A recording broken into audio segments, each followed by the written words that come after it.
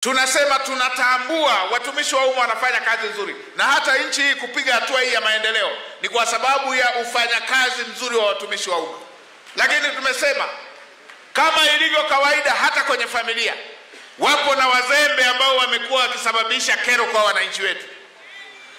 Wale wanaopiga dana wananchi wanapokwenda kutafuta ufumbuzi wa kero zinazowakabili, hao ndio tunaosema hawatakuwa na nafasi. Mwananchi anakwenda kwenye ofisi ya serikali akiwa na jambo linalomsibu, analifikisha, anatarajiwa apate ufumbuzi, na Mheshimiwa Rais amewezesha kila ofisi ikapata kitendea kazi ili waweze kuwasaidia Watanzania. Anafika pale, lugha anayokutana nayo si njema. Anafika pale, anasikilizwa, anapigwa kalenda, uje kesho. Anafika pale, anasikiliza, anaambiwa uje kesho kutwa. Kesho kutwa akirudi anaambiwa uje wiki ijayo. Wiki ijayo akifika anaanza kuulizwa, hivi ulisemaje? Huu sio uelekeo Dr. Samia anaotaka, na sisi wasaidizi wake tutafuatilia haya. Kama Mtanzania amefika kwenye ofisi ya serikali, watendaji wote serikalini, chukua kumbukumbu ya jambo analofuatilia.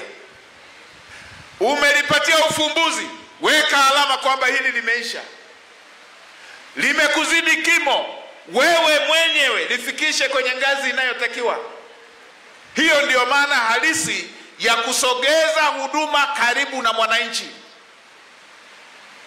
Kama tutakuwa tunapokea hoja, tunasikiliza na kupuuza, tunamwacha mwananchi mwenyewe ahangaike mpaka aende makao makuu, nini maana ya kusema tumesogeza huduma kwa mwananchi? Kama mwananchi anaendelea kufata jambo lake Dodoma, nini maana ya kuwa na serikali pale alipo?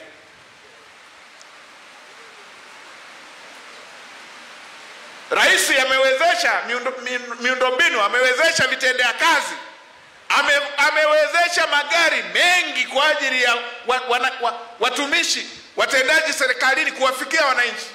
Amewezesha pikipiki wawafikia wananchi.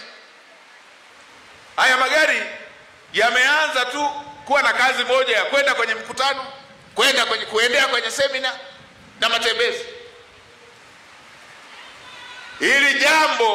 Hili jambo ni lazima tubadili uelekeo.